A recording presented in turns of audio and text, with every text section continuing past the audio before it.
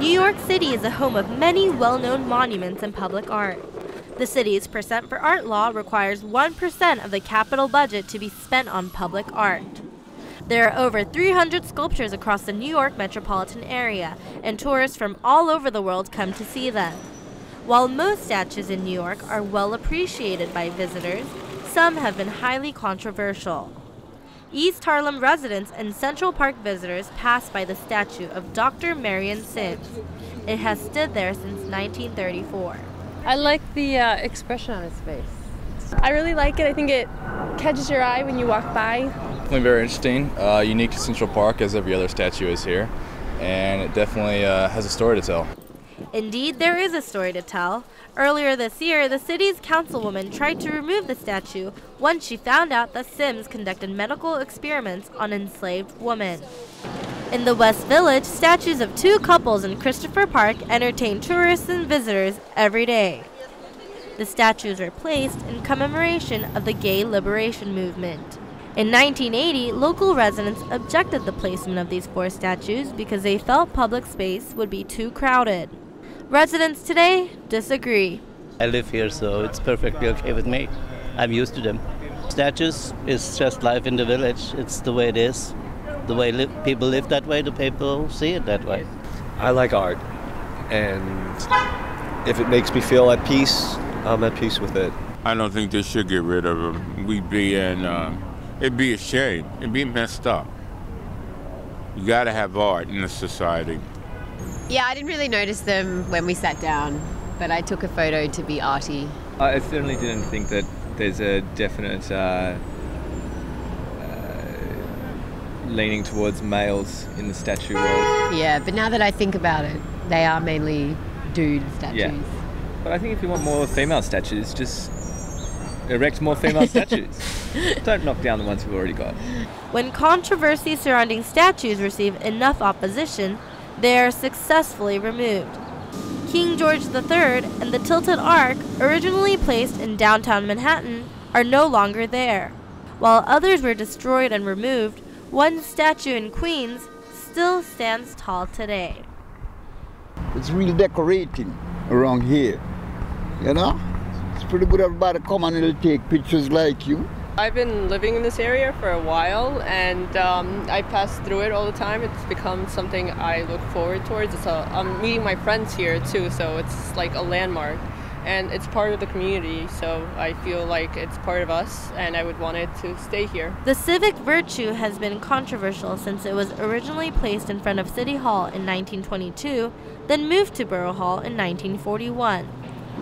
This particular statue has been receiving growing attention since February. The muscular man here represents moral government. Vice and corruption are represented by these two women. He is seen stepping on top of them, and many vehemently object.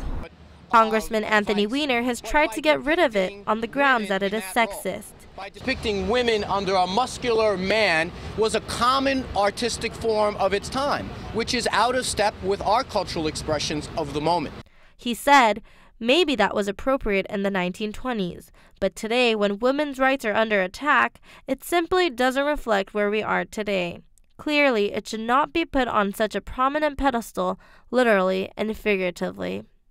NYU's gender studies professor, Luis Fosfari, disagrees with Congressman Weiner.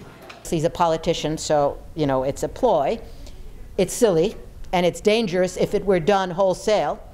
To do it with one statue, and I know he's a liberal, either he's silly and he just doesn't understand the full history and import of women as allegory, even as horrible allegory, or in some small way, even if it's silly, to talk about one statue this way can be useful because maybe it's a teaching tool and highlights that, yes, next time you go into all these parks, look at all the statues, and suddenly you realize things you didn't notice around you, that the world is full of statues like that. So if he's really using it as a teaching tool, or to get himself reelected, or to get in the news, then we can look at it as not set in stone, as a teaching tool. If he's serious, like let's chop up the statues and let's clean up the parks from these horrible things, then it's a very dangerous thing in a democracy.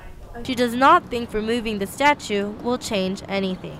To do about it is not destroy the statue or put it in storage, because then we pretend that things didn't happen that way in the past.